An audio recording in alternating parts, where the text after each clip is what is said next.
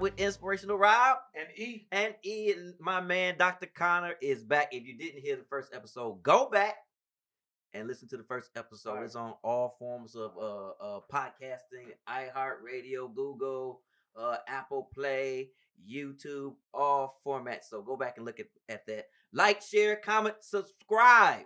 Like, share, comment, subscribe. We gotta always remember to say that. We're new to this game, so we gotta remember to say that.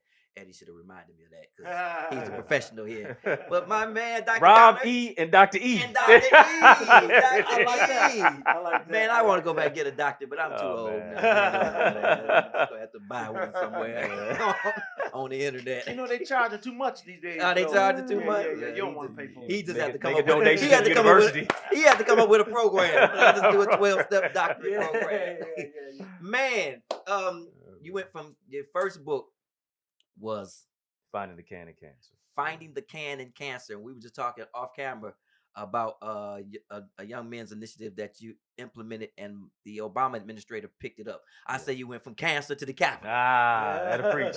Then, man, from cancer to the Capitol. How did that happen? Man, you know what? I was doing a speaking engagement at a church, and former Congressman Hanson Clark happened to be there. Okay. And he was really impressed with the speech because, Christ in the community and bringing some of that conversation into it. And I said, hey, however I can be of support. He said, say less. He had one of his people reach out to me, went up and did a little interview, so to speak, at his office. And he said, hey, we'd like to bring you on to maybe speak for him at certain events and be a body person. I wound up, being one of his right-hand men, going to events with him and, just being in the car, having conversations, whatever, stuff. Huge. Yeah, huge. Relationships. Yeah, right. So serving in the 13th district in Detroit and really began to get, just grassroots, boots on the ground type of aspect, to see the needs of the people. I said, hey, I have this program, Boys to Books. Illiteracy is a big issue. It's 50% of, they say, Detroiters in the city are illiterate, hard to read above a 4th grade level. Wow. And so he said, wow, he's really started thinking about this. He said, maybe we could do something, not just citywide, but nationally. Yeah. And addressing literacy. I said, because I gave him all the research, literacy and incarceration, interconnected, so on and so forth. So we drafted a resolution up after getting all the content, the research, connected with his constituents in D.C., here to Detroit. And we developed a resolution, HRES 721, addressing the illiteracy aspect and bolstering opportunities in education for Black and Hispanic males. And he said, you know what? I struggle with illiteracy as well, is what he told me. Okay. Because he wound up dropping out of high school, had to go back, eventually went to Cornell, so on and so forth. And he got bipartisan support with a Republican, a Black man named Tim Scott out of South Carolina. They both stood on the floor of the House and said, hey, we both struggle with illiteracy and we overcame it. Imagine how many other Black and Hispanic brothers are struggling just like we are. And we developed that resolution, never became, legislation. It's hard to make that legislation, but at least a resolution. And, President Obama picked that resolution up and used much of the language to develop My Brother's Keeper. Wow. Yeah, man. What did you say to yourself in that? You know what? It happened, I think it was February of, what was it? Maybe 2014, 15, if my dates aren't off. But he was standing up and I watched it in the classroom with my young men, on the computer. And he's standing with other brothers who look like these brothers in the classroom. And I got on the phone with Hanson, and I mean, he's just like, man, we did it. Wow. To have, to get that type of support to where, the president uses your infrastructure to develop a program. Yeah. That's huge, man. Huge, man. Have you met him yet? I met Obama twice. Okay. When he was senator, and then once when he was president. At one point in his presidency. So he's an amazing guy, isn't he? Yeah, smooth operator, cool guy. How you doing, Dr. Eddie? America. You have any political aspirations? I did, but I don't know more. Which means you probably will. Too messy. Man, at first, when I was working in... the 13th is open. Yeah, man. It's closed in my mind. Man, when I was working working as a assistant to the congressman at the time, man, I was like, yeah, I'm running for office. By the time that thing was over, I said I'm running from office. So it's messy. yeah, I mean, politics, politricks, you see all of it. I think, when you think about Martin and Malcolm, never served political office at all, Right. but the trajectory Right. of what they did to change the game and stuff like that. Right. You don't have to have a pulpit, but Do you feel like you could do more? Do you feel like you could do more through the on the platform that you're now on, or through this platform? You think you can do more actually than if you were in office or in public office, as a civil servant or whatever? Do you feel like this platform motivating, inspiring, mentoring is a better platform for you at this time? I think it has its, it can have its pros and cons. With serving in office, you have more exposure, this, that, and the other. But you do have to really run off it, try to exercise the agenda of what it is that you campaign for. Can't be campaigning for no mentoring. You know what I'm saying? You think politics corrupt? Do you think it? I think so. I think there's always the good and bad in it, and I think there are a lot of good politicians out there. But oftentimes there's no way that you can't have one foot in the problem and in the solution too. You're taking money from people, special interest groups, PACs, all this stuff.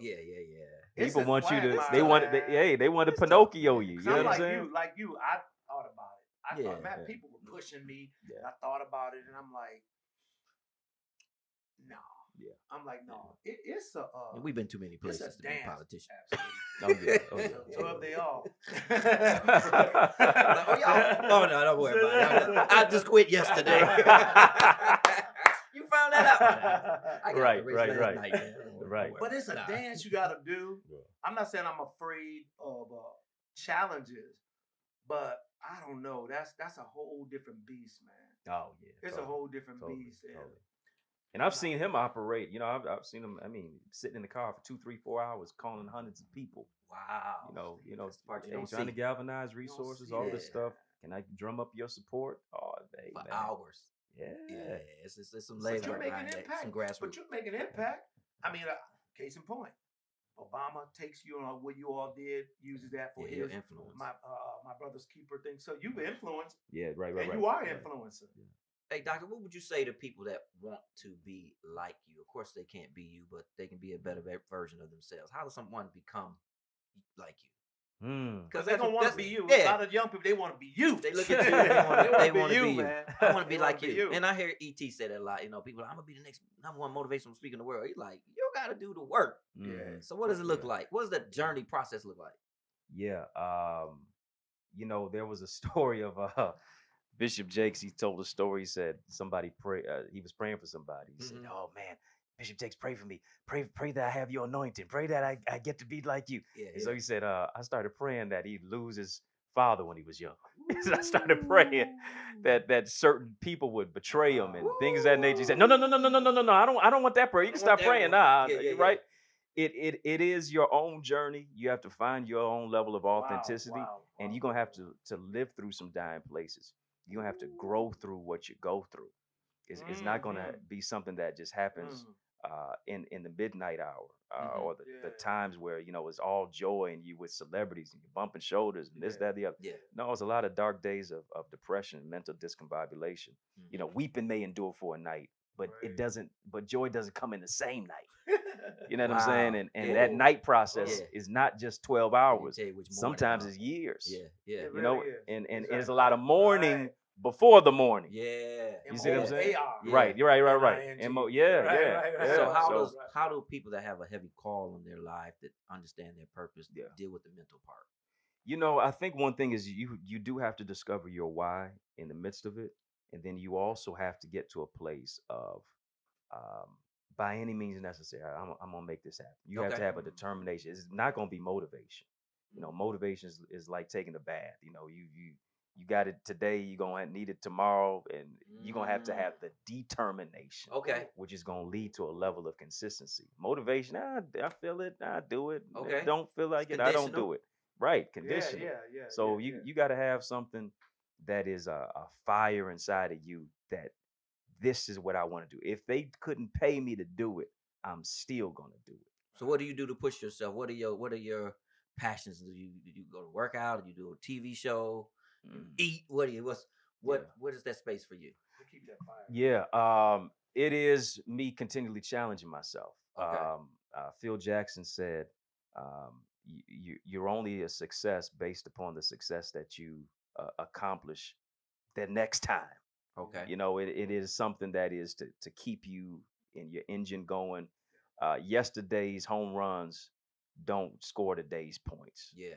You know, what I did yesterday, and I don't care how many accomplishments it was. And some people may say, "Oh, well, you know, you're not embracing and celebrating." Yeah, it is, but you know, on to the next one. Yeah, that's right. You know what I mean? That's So right. I'm gonna take a breath for a minute, but hey, the work still has to be done. So you know, I'm a workhorse. You know what I'm saying? And we're at the top of the year. How you feel about resolutions? I don't do the resolutions. You don't do man. it? Okay. I don't do the resolutions. Why? Because I've heard both pros and cons, so I want to know. I don't. Okay, so I'm gonna ask you why too. Okay. Yeah, I mean, you know, I think the resolutions a lot of times people say New Year, New Me, and everybody has their vision board of what they want. Okay. But when's the last time you saw a vision board of what somebody's willing to give up? Oh, you get in trouble, doc. You're doing surgery in here. Yeah. You know what I'm saying? I'm willing to give up this bad attitude. I'm gonna give up this bad eating. I'm gonna give up all this other stuff, so on and so forth. I say 2022 is the year of surrender. It's not my year; it's God's year. Okay. And me surrendering it to Him, to let Him breathe on what it is that I have and my ideas, this, that, and the other, to where I'm saying not my will, Okay. but His will be done, and it takes the pressure off of you, because if it's God's will, it's His bill. But also you got to co-labor and you got to co-partner with Him and do what you got to do on your level, right? And so if you are going to have a resolution, you got to resolve to say, listen, I'm going to be strategic. As we were talking about, if you don't evolve, you won't be involved. Mm-hmm. You know what I'm saying? I got to do something different. Doing the same old thing, expecting a different result, is insanity. It's going to be a new year, but the same old person. I'm a best practice practical type of guy. Yeah. Tell me something I can do for the new year. Well, you know what you can do is create a plan. You fail to plan. People don't plan to fail; they just fail to plan. So I think you creating a plan, a daily agenda. This is what you're going to accomplish in that span of time. That's good. You know, LeBron gets 24 hours. Beyonce gets 24 hours. Your surgeon gets 24 hours. It's what you're doing in that span of time to say, all right, these are my goals. And we always got our goals. Yeah. But what's the action plan? And how do I develop smart goals? Specific, measurable, attainable, so on and so forth. Okay. Get a plan. Why you don't do resolutions? I don't do resolutions because I all throughout the year, every year, I have a plan. It goes back to that. Yeah. Okay. So if my plan is consistent, then I don't need to, have a resolution. What's resolution for? So I'm not against it. It's just that it's not for me. Gotcha. You know what I'm saying? Mm-hmm.